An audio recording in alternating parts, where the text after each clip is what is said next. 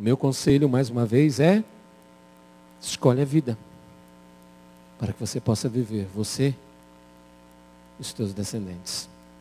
Feche seus olhos. Pai bendito, Deus de amor, louvado e honrado é o teu nome sobre toda a terra. Eis a tua palavra aberta e lida diante de nós, e te pedimos agora, que assim como abrimos a tua palavra, que tu abras os nossos olhos para que possamos contemplá-la nessa noite.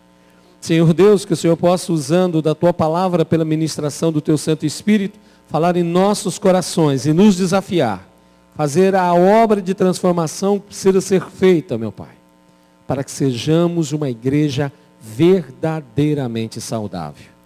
É o que pedimos no nome de Jesus. Amém. Nós estamos numa série, nos domingos pela noite, chamada Uma Igreja Saudável.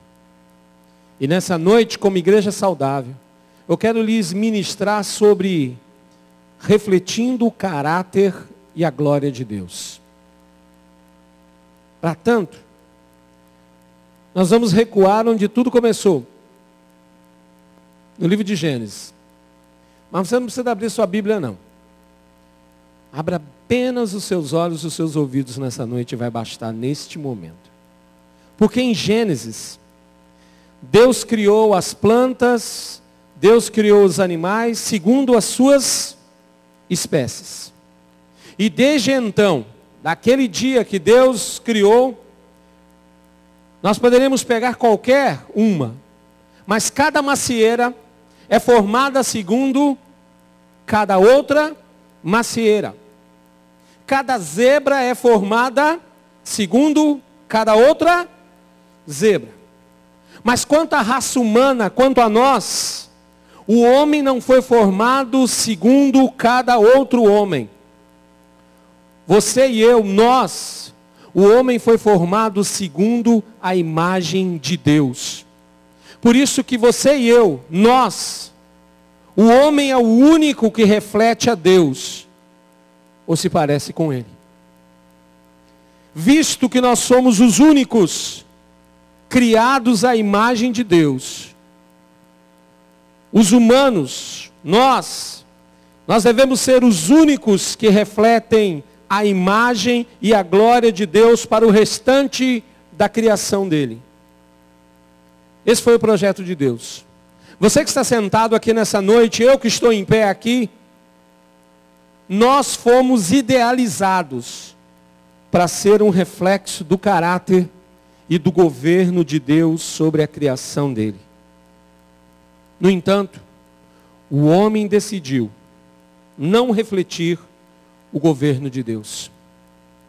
Pelo contrário, ele se rebelou, se revoltou contra Deus e começou a trabalhar para manifestar o seu próprio governo. Por isso o Senhor Deus deu ao homem aquilo que ele desejava e o baniu da sua presença. É por isso que a culpa moral que estava sobre a minha vida e a tua vida, sobre a vida de qualquer homem ou mulher, implicou que o homem agora não podia mais por si mesmo se aproximar de Deus. Foi a queda.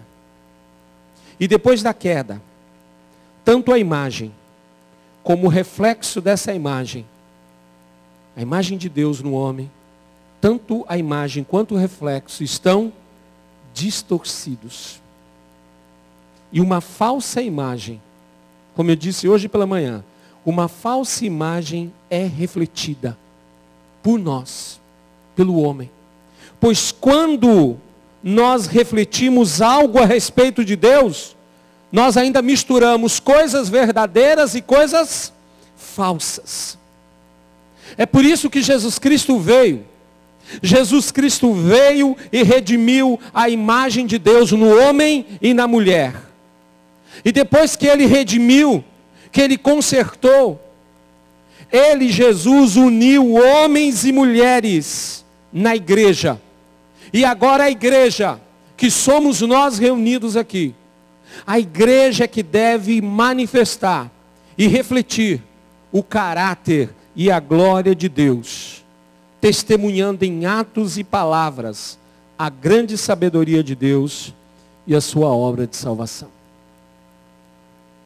A Bíblia diz como a igreja pode manifestar esse glorioso caráter de Deus. O princípio básico é bem simples. Tem somente 2 passos. Diga comigo, 2 passos. Só 2. Ouvir e seguir. Diga comigo, quais são os 2 passos? Ouvindo e seguindo a palavra de Deus, nós refletimos a imagem e nós manifestamos o caráter e a glória de Deus, como embaixadores do rei, ou até como um filho. Imagine você, que um filho, cujo pai viajou para um lugar distante, e escreveu para esse filho uma série de cartas, instruindo o filho a respeito de como ele, o filho, deveria manter o nome da família e conduzir os seus negócios. Imagine, o pai viajou para longe, e ele escreveu uma série de cartas e deixou para o filho, ensinando e instruindo o filho como manter o nome da família, como conduzir os seus negócios. Mas suponha que o filho jamais tenha lido as cartas do seu pai. Como este filho aprenderia a representar o pai? Como esse filho aprenderia a conduzir os negócios do pai? Como? Não aprenderia. Porque ele nunca leu as instruções do seu pai. Isso também acontece com uma igreja local que ignora a palavra de Deus. O Senhor nos deixou as cartas escritas como um pai para os seus filhos, para que nós possamos nos conduzir. E às vezes nós nem sequer lemos as cartas do pai. Queridos, desde que Adão foi expulso do jardim, e ele foi expulso por não obedecer exatamente a palavra de Deus, toda a humanidade, e você que está aqui nessa noite, você está inserido nisso. Toda a humanidade tem estado dividida em 2 grupos. E não existe um terceiro. Nessa noite você está no primeiro ou você está no segundo. Toda a humanidade tem estado dividida em 2 grupos. São eles: os que obedecem à palavra de Deus, e outro grupo, os que não lhe obedecem. Nessa noite você está no grupo daqueles que obedecem à palavra, ou no grupo daqueles que não têm obedecido à palavra de Deus. Assim, irmãos, é importante pensarmos sobre o fato de que aquilo que nós cremos pode afetar o nosso caráter e a nossa conduta. Aquilo que você crê afeta o teu caráter e a tua conduta. Nós aqui, nesta noite, cremos em Deus como o verdadeiro Deus? Nós aqui nesta noite, cremos em Deus como o verdadeiro Deus? Nós cremos sentados aqui nessa noite que Deus é um Deus vivo? E sendo um Deus vivo, Ele fala conosco? Nós cremos que Deus age em nossas vidas? Agindo em nossas vidas, desejando e realizando o melhor para nós? Se cremos em tudo isso, como podemos viver como vivemos? Se cremos em tudo isso, como podemos agir como agimos? A carta de Judas, abra sua Bíblia lá, fácil de encontrar, penúltima carta do Novo Testamento. A carta de Judas, inspirada pelo Espírito Santo, será um instrumento de Deus nessa noite, para o nosso ensino e edificação, bem como para a nossa correção. Abra lá. Depois de 3 João, você encontra Judas.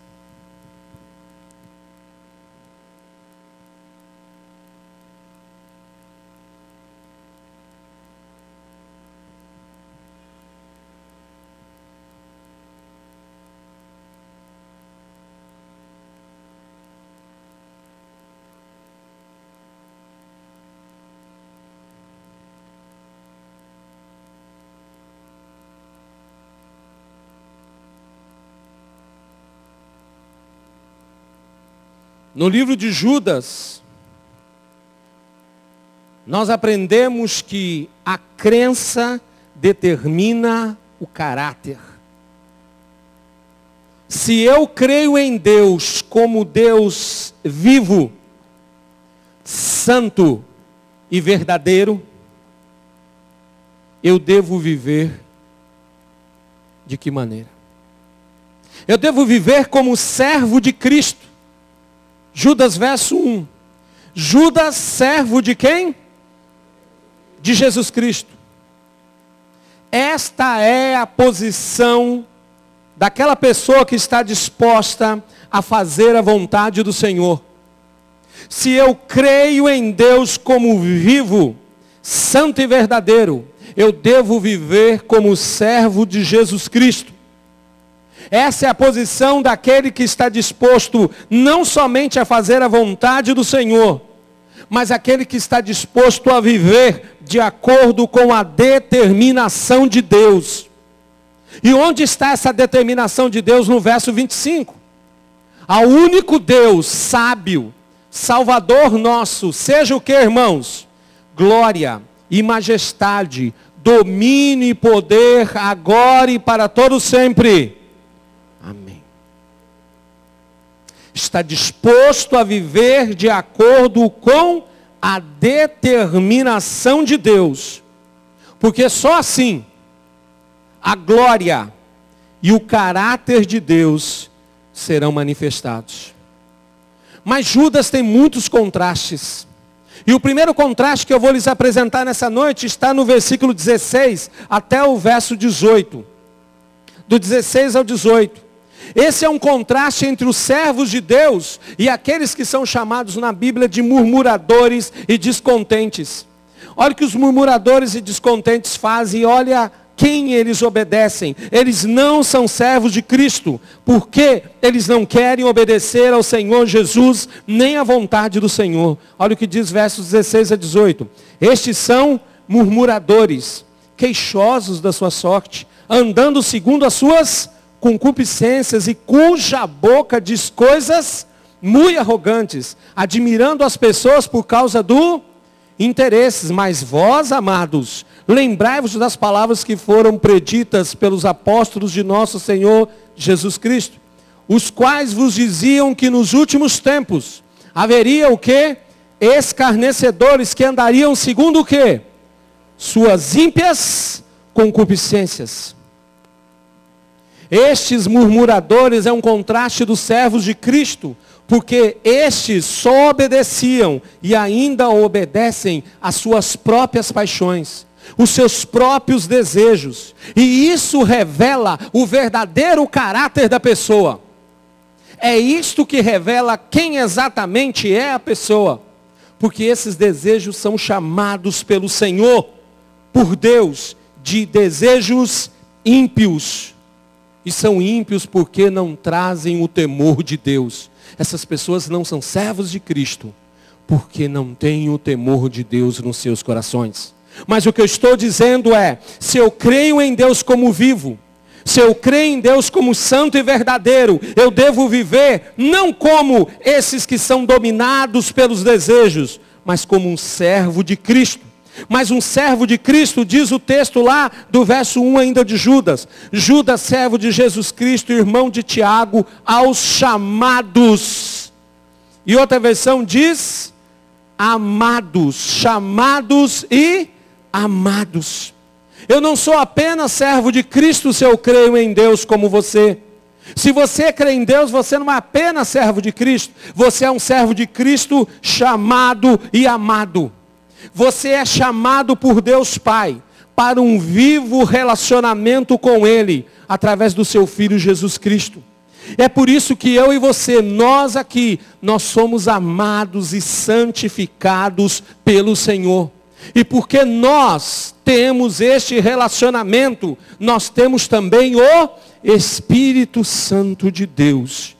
E é o Espírito, amados, é o Espírito Santo que me leva e te leva a esse relacionamento cada vez mais íntimo com Deus. Mas perceba o versículo 19, que é mais um contraste que é feito pela carta de Judas. No verso 19, agora o Senhor fala daqueles que não têm o Espírito. São esses os que são sensuais. E o texto diz que eles não têm o Espírito. Mas eles têm uma coisa. Quando nós não temos o Espírito, nós temos uma mente mundana. E quem tem a mente mundana, queridos, esses seguem seus desejos sem qualquer freio, sem qualquer controle. Quando a pessoa deseja uma coisa, não tem nada que possa freá-la, não tem nada que possa controlá-la. A Bíblia é muito clara, estes não têm o Espírito. Porque a Bíblia diz que um dos gomos do fruto do Espírito é o domínio próprio. Servo de Cristo, chamado e amado. Mas tem mais aqui, irmãos, no finalzinho do verso 1 diz, e guardados por quem, amados? Por Jesus Cristo. Se eu creio em Deus como vivo, santo e verdadeiro, eu devo viver como um servo de Cristo, chamado e amado e guardado pelo Senhor. Irmãos, quando a paz, e há paz nisso, quando a paz do conhecimento de Deus, porque quando nós conhecemos mais de Deus, e ficamos mais íntimos de Deus, nós temos paz, porque nós sabemos exatamente o Deus que nós cremos, e nós conhecemos também as promessas que Ele tem nos dado. E quando nós conhecemos esse Deus, essa paz inunda os nossos corações, mas inunda também os nossos sentimentos, porque os nossos sentimentos eles variam de acordo com as circunstâncias. Ainda que nós já cantamos aqui nessa noite, que eu não vou me abalar, não importa a circunstância, mas importa sim. Porque diante de cada circunstância, eu me levanto, eu caio, eu me abalo, eu choro, eu me angustio, eu me deprimo. Eu faço tudo isso. Mas eu preciso entender que esses meus sentimentos também têm uma operação de Deus sobre eles. A ponto de o Senhor guardar o meu coração e os meus sentimentos e os seus na pessoa de Cristo Jesus. Você diria que os seus sentimentos estão bem guardados? Cristo é um bom guardador? Cristo é um bom cuidador? Pois é Ele quem está guardando. E isso Ele faz tomando os nossos sentimentos e nos conduzindo e nos concedendo a paz dEle. Nós somos guardados no amor de Deus. Nós somos guardados na sua misericórdia. Mas olha o que diz o versículo 21, irmãos. Ele diz, já que somos guardados, o que eu vou fazer agora?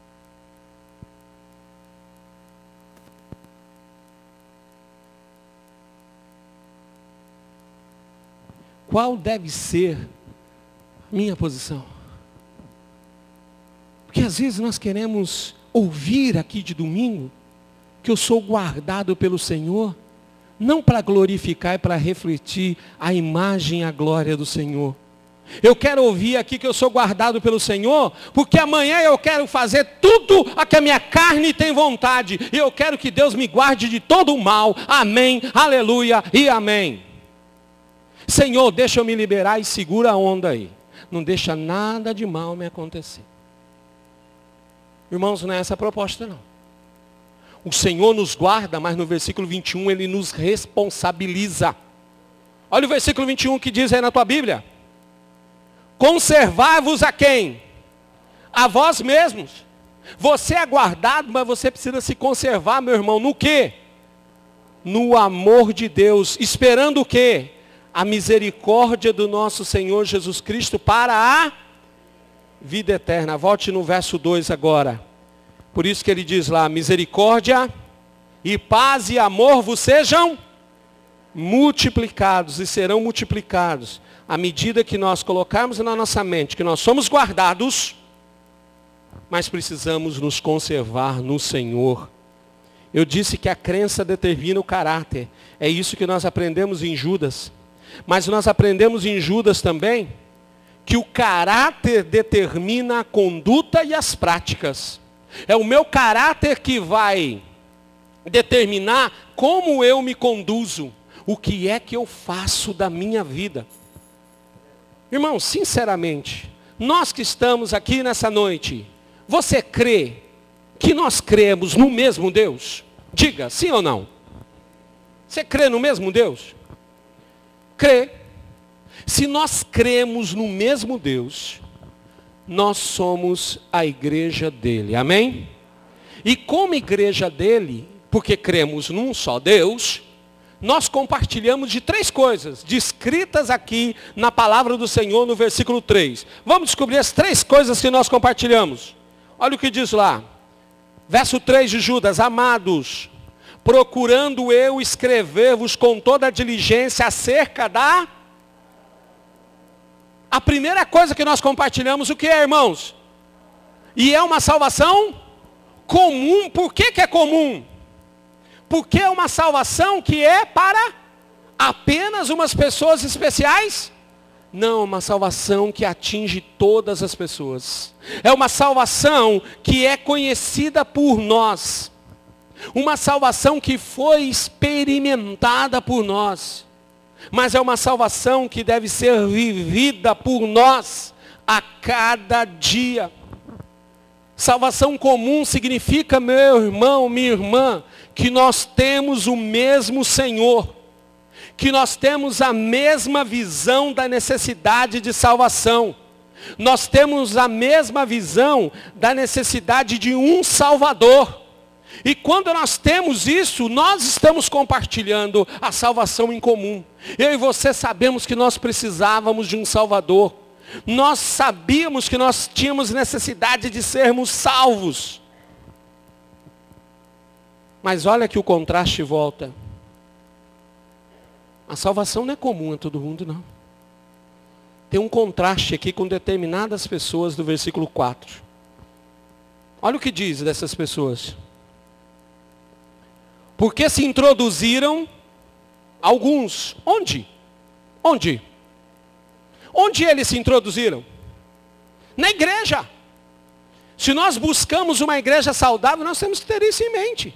Porque se introduziram alguns que já antes estavam escritos para este mesmo juízo. Que tipo de homens? Ímpios, que convertem em dissolução a graça de Deus e negam a quem? Único dominador e Senhor nosso, Jesus Cristo. O contraste é esse. Determinadas pessoas negavam dentro da igreja a Jesus Cristo como Senhor e soberano. Interessante que a gente costuma ouvir uma coisa dessa, a gente diz: misericórdia, Senhor. Ó Pai, misericórdia dessas pessoas. O que é negar o senhorio de Cristo? O que é negar a soberania de Deus? Diga lá, irmãos. Porque essas pessoas, esses homens ímpios, a Bíblia diz que eles já estão destinados à punição, porque eles são inimigos de Deus. E às vezes eles estão dentro da igreja, se introduziram, mas não fazem parte da igreja. Não fazem parte da igreja. Estão entre o rebanho, mas nunca fizeram e nunca farão parte do rebanho de Deus. O que nós somos encorajados aqui, irmãos, é para a batalha que nós devemos travar no nosso dia a dia. E essa batalha é uma batalha para nós não negarmos a graça de Deus, para nós não negarmos o domínio de Jesus Cristo sobre as nossas vidas, para nós não negarmos o senhorio do Senhor sobre o nosso andar, falar, pensar. Segunda coisa que nós compartilhamos como igreja, além da salvação que é comum, o versículo 3 diz: amados, procurando eu escrever-vos com toda diligência acerca da comum salvação comum, tive necessidade, por necessidade, escrever-vos e exortar-vos a batalhar pela fé. Crendo no mesmo Deus, além da salvação, nós compartilhamos como igreja a fé. E eu e você somos convocados pela palavra para lutar e lutar intensamente pela fé. Porque é a fé que está sendo atacada pelo inimigo na pessoa dos ímpios. O que está sendo atacado, queridos, são verdades centrais, que são a âncora da salvação. Se a salvação é comum, nós temos que defender a fé que também é. Porque essa fé está sendo atacada para derrubar essa salvação comum. Ou para derrubar a ideia que nós temos que nós somos salvos. Olha os versículos 8 e depois o 10. E contudo também estes, semelhantemente adormecidos, contaminam a sua carne, rejeitam a dominação, vituperam as dignidades. 10. Estes, porém, dizem mal do que não sabem, e naquilo que naturalmente conhecem, como animais irracionais, se corrompem. O que nós temos que buscar, irmãos? A edificação, como igreja. Edificação significa que nós vamos construir a nossa vida sobre essa fé, sobre esse conhecimento comum da nossa salvação. Nós vamos construir a nossa vida debaixo da autoridade, da dominação e da intercessão do Espírito Santo de Deus. Olha o que diz o verso 20. Leia comigo na sua Bíblia, por favor, o verso 20. Mas vós, amados, edificando-vos a quem? Sobre a vossa... Faça o quê? Orando no Espírito. Compartilhamos a salvação, a fé, mas tem uma última coisa no verso 3 que nós compartilhamos. Exortar-vos a batalhar pela fé que uma vez por todas, que uma vez foi dada a quem? A terceira coisa que nós compartilhamos é a separação, a santificação. Porque, meus irmãos, de uma vez por todas, nos foi entregue esta fé. De uma vez por todas, nos foi transmitido, nos foi confiado este evangelho da salvação, este evangelho da graça de Deus. E este evangelho não pode sofrer qualquer alteração. Como disse o apóstolo Paulo, ainda que um anjo descido do céu vos traga outro evangelho, que ele seja anátema, que ele seja maldito. Porque nós não podemos ir além daquilo que nos foi dado e confiado. E eis o erro, que muitos no passado caíram, e hoje no presente continuam a repetir, apesar dos exemplos que a Bíblia nos dá e das consequências. Vamos aos 3 exemplos e as consequências. Verso 5. Mas quero lembrar-vos, como a quem já uma vez soube isso, que havendo o Senhor salvo um povo, tirando da terra do Egito, destruiu depois quem? Falta de fé. Primeiro erro. E falta de fé de quem, irmãos? Quem é que teve falta de fé? Muitos dentre o povo que saiu do Egito. E por que faltou fé? Eles não viram o mar se abrir? Não viram o mar se fechar? Deus não mandou o maná do céu? Deus não mandou todas as necessidades? Eles queriam água e o Senhor fez brotar fontes de água no deserto? Não enviou carne quando eles queriam carne? Por que faltou fé? Por quê? O texto não diz que faltou fé no povo todo. Fala os que não creram. Significa, irmãos, que nem todos eram crentes. E por isso, não permaneceram com o povo de Deus. Eles foram levados com os ventos, como se fossem palha. Por isso, cada rebelião que se levantava, lá estava um grupo. Esse grupo que não tinha fé. A primeira coisa que nós aprendemos aqui, nesse pedaço, nesse momento, sabe o que é? Aqueles que não têm fé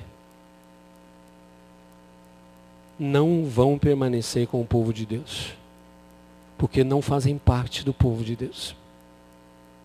Não permanecem. Ficam um tempo. Eu escutei de um irmão muito simples, há muitos anos atrás, lá no interior de São Paulo. É o que a gente chama de filosofia cabocla. Reunidos numa igreja, um irmão estava com a cabeça baixa, pensou e disse assim, não sei se vocês conhecem, mas vamos lá. Ele disse assim, cachorro perdigueiro. Sabe o que é um cachorro perdigueiro? Ele diz, cachorro perdigueiro vive a vida inteira com o gado, mas morre cachorro. Ele pode conviver todos os dias com o gado, mas isso não faz dele gado. Ele morre na mesma natureza. Tem gente que vai cantar louvores, vai receber a oração dos crentes. Tem gente que vai ser até curada por Deus, mas nunca vai fazer parte do povo de Deus. Porque permanecem com falta de fé. Esse foi o erro do passado e muitos continuam hoje. Tem mais. Além da falta de fé, tem o abandono de santidade. E às vezes os crentes acham que sou salvo, continuo salvo. Aí eu posso brincar com a minha santidade, jogar ela na lama, posso rolar por cima dela literalmente. Lê comigo o versículo 6, meu irmão. Queridinho. E aos anjos, hein? Que não guardaram o seu principado, mas deixaram a sua própria habitação. Sabe o que Jesus fez? O que Deus fez? Reservou na escuridão e em prisões eternas até o juízo daquele grande dia. Os anjos que caíram são mantidos como prisioneiros e vão ficar lá até que dia, irmãos? Até o julgamento final. Mas o que eu achei interessante que diz, reservou nas trevas ou na escuridão. Quem abandona a santidade permanece em trevas. A falta de fé faz com que a pessoa não permaneça com o povo de Deus. Aí ele abandona a santidade dele, ele permanece em trevas. O último estágio está aqui. 7. Olha o exemplo. Assim como Sodoma e Gomorra e as cidades, a gente só acha que foi Sodoma e Gomorra, né? E as cidades circunvizinhas, que havendo-se entregue à fornicação como aqueles, e ido após outra carne, foram postas, por exemplo, sofrendo qual pena? Sodoma e Gomorra, as demais cidades vizinhas que sofreram a punição e foram expostos publicamente. Quem não permanece com o povo de Deus, permanece em trevas. E é exposto publicamente, porque eu disse, sabe o que eu disse? Que o caráter determina a conduta e as práticas. E a crença determina o caráter. Aquilo que você crê, determina o que você é. O que você é, você vai fazer. E aquilo que você faz, vai determinar o teu destino. Para onde você está indo. Entendeu? Basicamente, é assim. O que você crê, determina o que você é. O que você é, determina o que você fala e faz. E aquilo que você faz, que você pratica, a tua conduta, vai dizer para onde você está indo. Para onde você irá afinal. Porque do livro de Judas nós aprendemos por fim que a conduta e as práticas determinam o destino. Meu querido, ainda que eu professe crer em Deus, ainda que eu diga de pé junto que eu creio em Deus, mas se eu insistir em andar com um grupo que escolhe não obedecer à palavra de Deus, se eu insistir em andar com aquele grupo que escolhe não obedecer à palavra de Deus, eu posso dizer que eu sou crente desde o ventre da minha mãe. Eu posso dizer que eu nasci na igreja, que eu sempre fui crente. Esses são os muitos testemunhos que nós escutamos. Eu sempre fui crente, eu já nasci crente. Sabe o que vai acontecer? Se eu insistir em andar com um grupo daqueles que escolhem não obedecer à palavra, eu me guiarei pelos erros dos outros. Quem vai me conduzir não é mais o Espírito, são os erros alheios. Eu pecarei também com o pecado dos outros. Quer ver os exemplos? Venha comigo. Verso 11 até o 13. Versos 11 e 13. Primeira coisa que a Bíblia diz dessas pessoas. Diz o quê? Ai deles, porque entraram pelo caminho de... Primeiro exemplo. Foram levados pelo engano do prêmio de... E pereceram na contradição de... Estes são manchas em vossas festas de amor, banqueteando-se convosco, apacentando-se a si mesmos sem temor. São nuvens sem água, levadas pelos ventos de uma para outra parte. São como árvores murchas, infrutíferas, 2 vezes mortas e sem raiz. Ondas impetuosas do mar que escumam as suas mesmas abominações. Se eu me guiar pelo erro dos outros e pelos erros dos outros, eu vou andar pelo caminho de Caim. Interessante, sabe o que a gente pensa de Caim? Me digam, o que é que vocês pensam que foi o pecado maior de Caim? Matar o irmão. Mas antes dele matar o irmão, e esse foi o caminho de Caim, Deus o chamou e conversou com ele. E Caim preferiu não dar ouvidos à repreensão de Deus. Caim preferiu não fazer o que deveria fazer da forma correta, porque Deus disse para ele, se você fizer da forma correta, você será aceito. Apenas faça do modo que eu estou dizendo para você fazer. Ele preferiu não dar ouvidos à palavra de Deus. Deus está te dizendo o que você deve fazer. Você prefere não dar ouvidos. Você já entrou pelo caminho de Caim. E se eu me guiar pelos erros dos outros, eu andarei pelo caminho de Caim. Mas não paro aí não. Eu vou ser carregado, eu serei carregado pelo engano de Balaão. Outro caso. O que Balaão nos faz lembrar? Na verdade, nós lembramos mais do animal do que do Balaão. Não é verdade? Quando a gente ouve Balaão, a gente pensa no quê? Na mula. E a mula de Balaão era mais sábia do que ele. Porque a mula de Balaão viu o que ele não viu. A mula, o animal irracional, viu o anjo do Senhor com uma espada estendida e esperando, dizendo, passa meu querido, passa que você vai ver se você passa. E o animal refugou, salvando a vida dele, ele não conseguia enxergar isso. O Senhor não estava ali para alisar Balaão. O anjo do Senhor estava ali para matar Balaão. Sabe por quê? Porque Balaão representa a ambição desenfreada. Balaão representa a imoralidade. Você fala, que imoralidade? Eu vou te explicar. Balaão representa o pecado que não importava.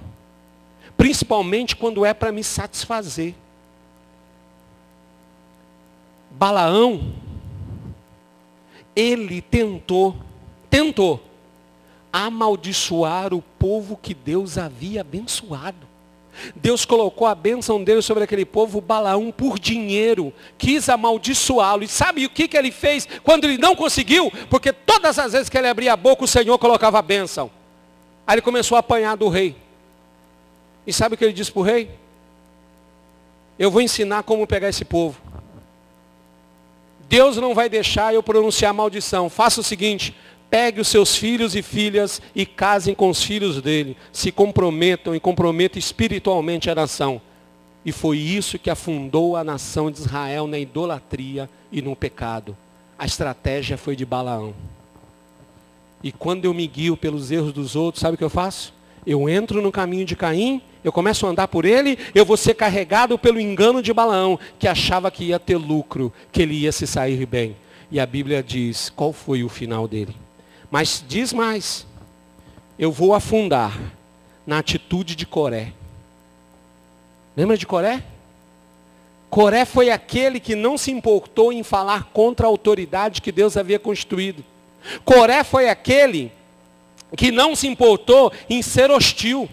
Coré foi aquele que não se importou em se rebelar por não aceitar a autoridade que Deus havia dado pela vontade soberana dele. E sabe o que Coré fez? Ele convocou e convenceu outros a se revoltarem. Vamos juntos. E o pessoal seguiu Coré. Sabe? E sabe o que me estará reservado se eu decidir andar pelos erros dos outros? Capítulo 13. Desculpe, verso 13. Não tem capítulo 13, não, irmão. É só um. E já é pancada para todo lado, mas a gente tivesse 13 capítulos. Misericórdia, ia sair sangue dos irmãos hoje. Verso 13, parte B. Estrelas errantes, para os quais está eternamente reservado o quê? Só coisa boa? Trevas. Quer ver na prática? Caim matou o irmão. E sabe o que Caim levou pelo resto da vida dele? Por onde ele foi? A marca do pecado. E por onde quer que ele fosse, ele levaria essa marca do pecado. É por isso que algumas pessoas vão para cá, vão para lá, mas o pecado está junto. E as pessoas correm para cá, para lá, e vão mudando. Mudam de tudo. Mudam de roupa, mudam de família. Mas o pecado está marcado na vida deles. Não importa. Por onde for, ele vai carregar a marca do pecado. Assim como Caim. Balaão, se você não sabe, Balaão morreu pela espada, não de um anjo, mas pelo exército de Israel. Que Deus disse, mate Balaão. E por fim, Coré é aquele que quando ele estava com o incensário, sabe? Querendo fazer incenso para subir diante do Senhor, a Bíblia diz que a terra se abriu e... não engoliu só Coré, não. Engoliu Coré, a mulher, os filhos, a casa, a tenda, quem mais estivesse junto com Coré. Sabe o que quer dizer isso? Não é só você que vai afundar, não, meu querido. Vão afundar com você quem estiver no seu barco, na sua embarcação. Até aqueles que nada fizeram, acabam afundando junto. Escolha. Queridos, a conduta e as práticas determinam o destino. Se eu digo que eu creio em Deus, mas eu insisto em andar com o grupo daqueles que escolhem não obedecer a palavra de Deus, eu me guiarei pelos erros dos outros, mas eu terei que enfrentar o julgamento. Versículos 14 e 15. E destes profetizou também Enoque, o sétimo depois de Adão, dizendo, eis que é vindo o que, irmãos? Com quantos? Milhares de seus santos, para fazer juízo contra todos e condenar dentre eles todos os ímpios, por todas as suas obras de impiedade que impiamente cometeram, e por todas as duras palavras que ímpios pecadores disseram contra ele. Quem se guia pelos erros dos outros tem que enfrentar o julgamento. E sabe quem vai julgar? Não sou eu, não. Nem você. Não cabe à igreja o julgamento. É o próprio Senhor quem vai executar o juízo. E sabe como é que Deus faz? É que nem num tribunal. Primeiro Deus processa e traz o convencimento. Deus vai convencer essas pessoas que elas estão erradas. E depois que Deus as convence que elas estão erradas, Deus traz a reprovação. Aí Deus mostra para essas pessoas o quanto eles andaram errados. Quanto eles andaram distantes dele. Com irreverência, com dureza nos seus corações. Eu só quero lembrar que a Bíblia também diz em Hebreus que coisa horrível, horrível coisa, é cair nas mãos de um Deus vivo. Nosso Deus é vivo ou não? Como diria uma missionária que eu conheço, diz o seguinte: só o Senhor é Deus e o resto é de barro. Só o Senhor é Deus. O resto é de barro. Inclusive, nós. Só o Senhor é Deus.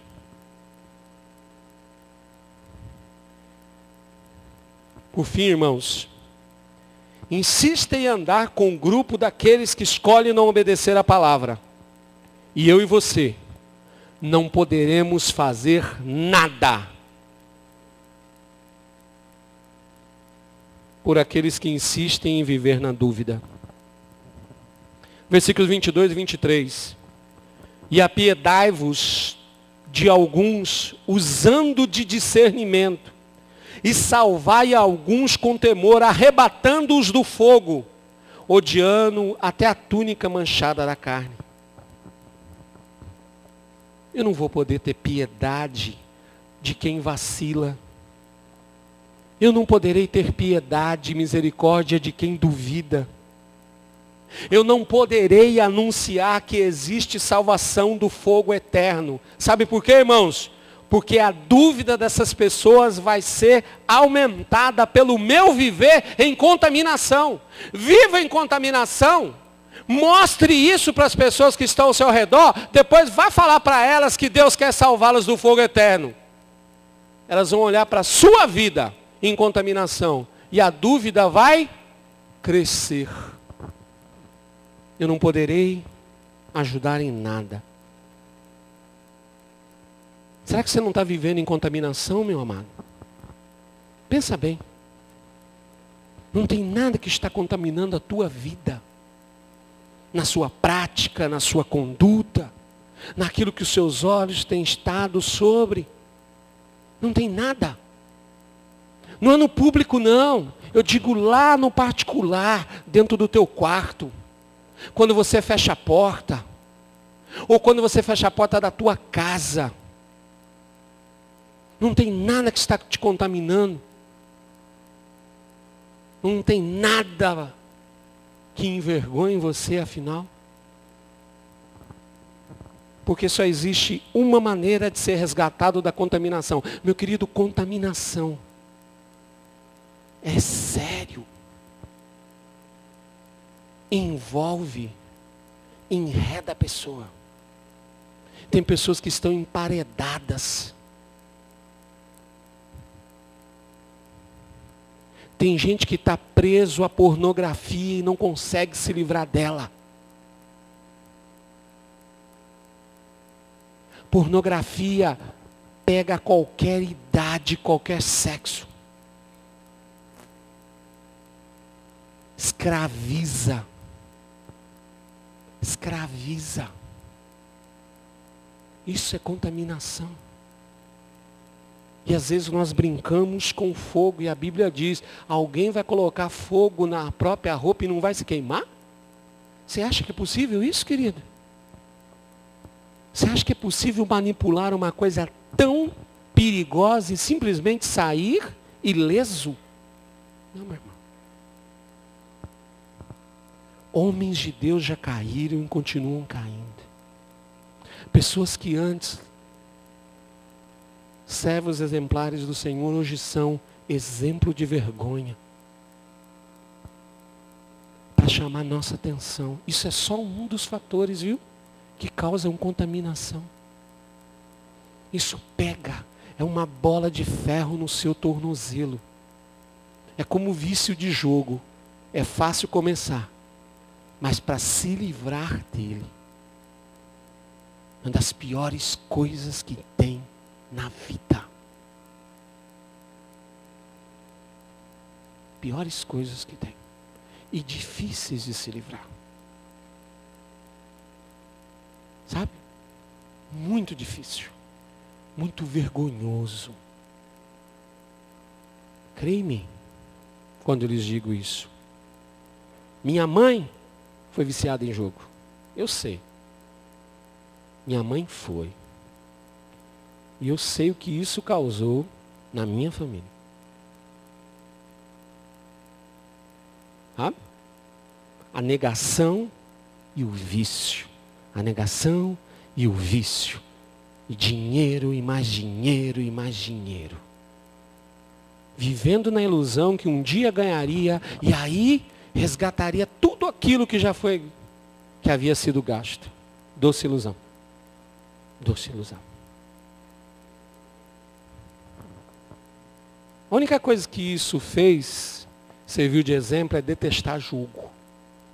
Até rifa. Por ver uma mãe que todos os dias tinha que jogar em tudo que aparecesse de jogos. Sabe? Eu já casado e pastoreando ter que pagar dívidas de jogo da minha mãe. Para não ver a família sofrer a vergonha de ser cobrado por escroques na porta. Sabe o que é isso? Às vezes nós admitimos e achamos que é como se drogar, é como começar a beber. A hora que eu quiser eu paro. Você sabe que não para. Para não. Fume o primeiro, você não consegue largar o segundo. Tome o primeiro copo e você se torna dependente daquilo, escravo daquilo.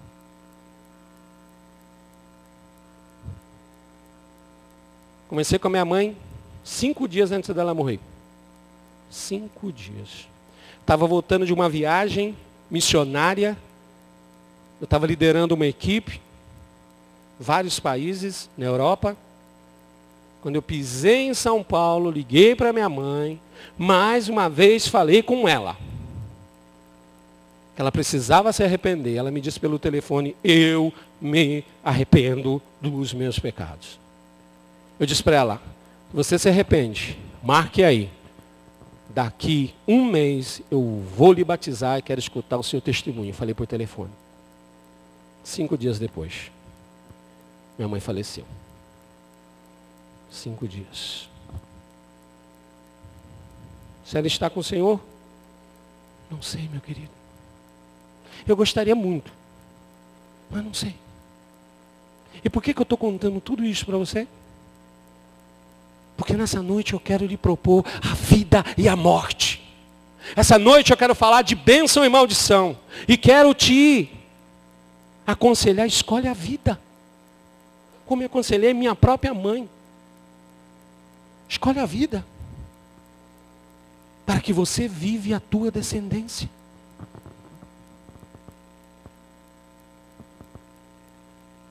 Se eu insistir em andar com um grupo que escolhe não obedecer a palavra de Deus, eu vou me guiar pelos erros dos outros, eu vou ter que enfrentar o julgamento, eu vou cair nas mãos de um Deus vivo. Eu nada poderei fazer por aqueles que insistem em viver na dúvida. E só existe uma maneira de ser resgatado da contaminação. Eu tenho que odiar as obras da carne. Eu não tenho que tolerar nenhuma obra ímpia, por menor que possa parecer. Porque só assim nós seremos guardados pelo poder de Deus, sem tropeçar, sem cair, sem mancha nenhuma, porque nós estaremos limpos diante da glória do Senhor. E limpos diante da glória do Senhor, a gente vai refletir a glória e o caráter de Deus como igreja. Verso 24. Ora, há aquele que é poderoso para vos guardar de tropeçar e apresentar-vos irrepreensíveis perante a sua glória.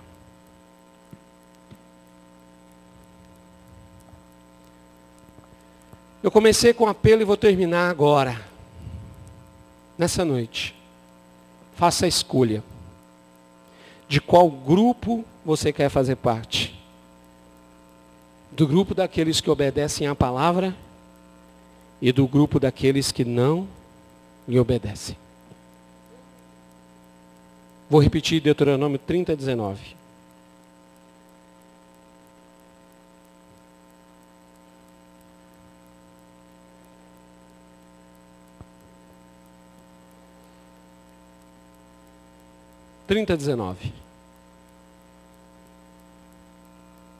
Os céus e a terra tomo hoje por testemunhas contra vós, de que te tenho proposto a vida e a morte, a bênção e a maldição. Escolhe, pois, a vida, para que vivas tu e a tua descendência. Rapidamente, deixa eu repassar. E depois eu vou convidar você a tomar uma posição diante de Deus. O que você crê vai determinar quem você é. Quem você é, o seu caráter, vai determinar como você age e o que você faz. O que você faz vai determinar por onde você anda hoje e onde você vai terminar os seus dias. A escolha está posta diante de vocês. Meu conselho? Escolhe a vida, para que você realmente viva.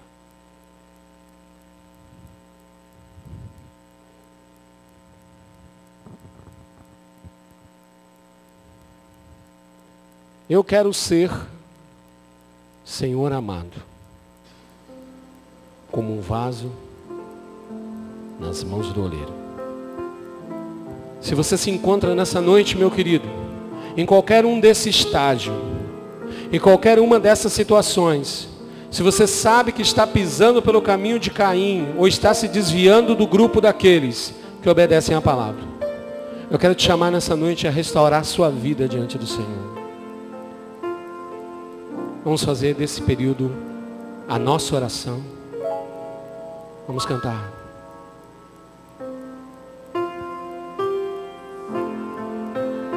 Diga, Senhor,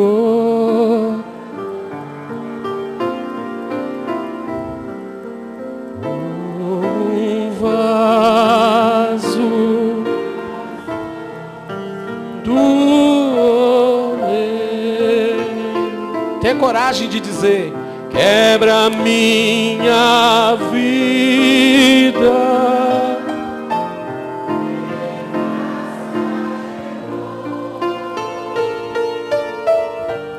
Eu quero ser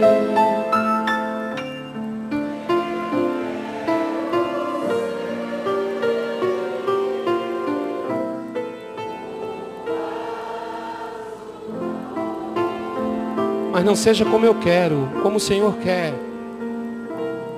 Tu queres.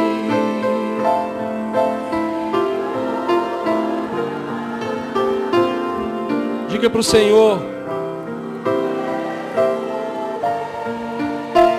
Diga, e eu?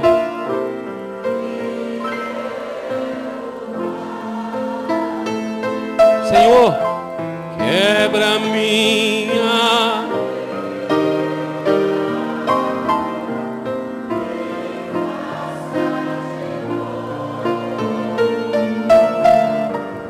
Eu quero ser.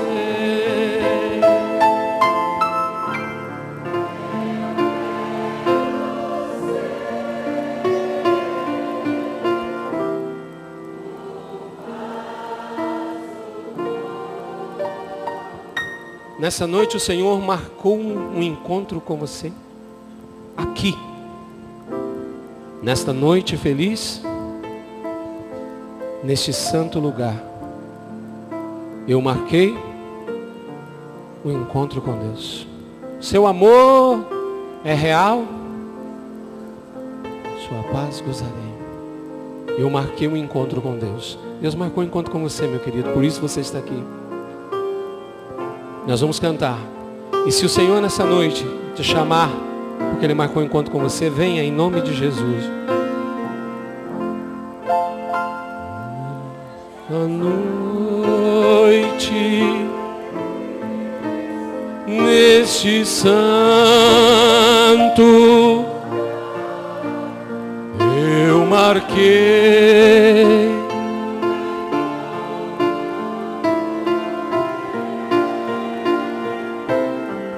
seu amor, sua paz, eu marquei.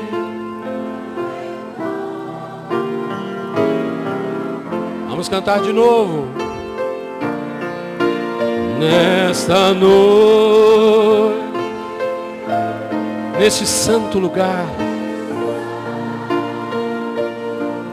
o Senhor marcou o encontro contigo.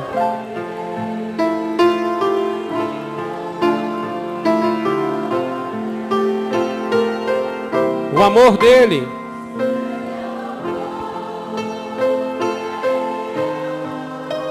sua paz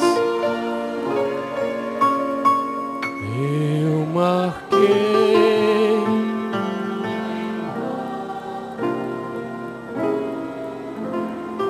E esse chamado é válido para crentes que querem ter as suas vidas restauradas.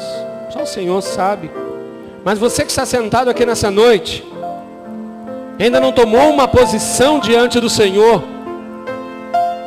É a vida ou a morte, a bênção ou a maldição, escolhe a vida. É a vida que eu te proponho nessa noite, não no meu nome, mas em nome daquele que nos constituiu como embaixadores do Senhor Jesus.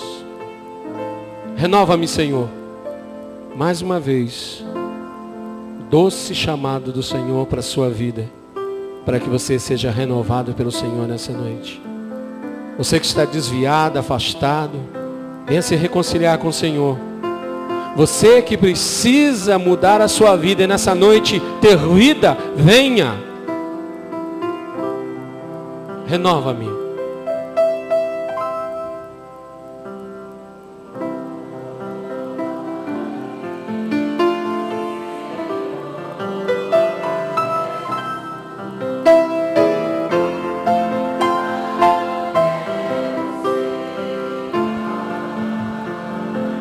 Diga.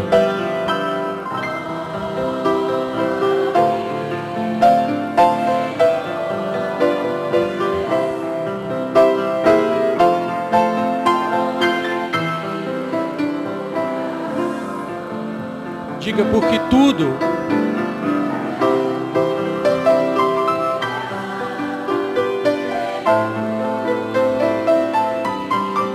muito do que há dentro de nós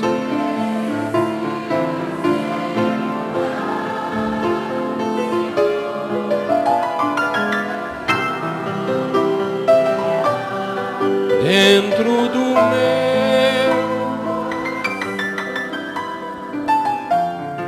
necessita mais de ti. Alguns precisam mudar tudo mesmo. Outros precisam mudar muito. Porque um dia já foi tocado pelo Senhor. É o teu caso aqui nessa noite? Você já foi tocado pelo Senhor, mas está longe dele? Não é tudo que precisa mudar, mas é muito. Mas talvez você nunca foi tocado pelo Senhor. Talvez viveu professando crer em Deus, mas era só religiosidade. Você se acostumou com a igreja, você se acostumou com as coisas da igreja, com o povo de Deus, mas nunca foi realmente transformado. E agora tudo que há dentro de você precisa ser mudado. Mude nessa noite.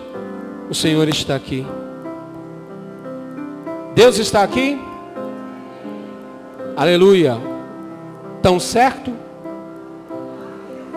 Vamos dizer isso? Vamos declarar isso? Fique de pé.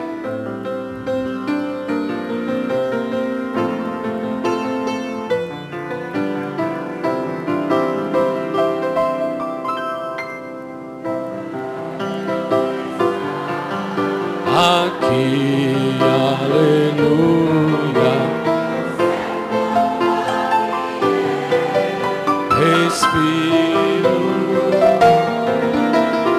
certo como a manhã que se levanta.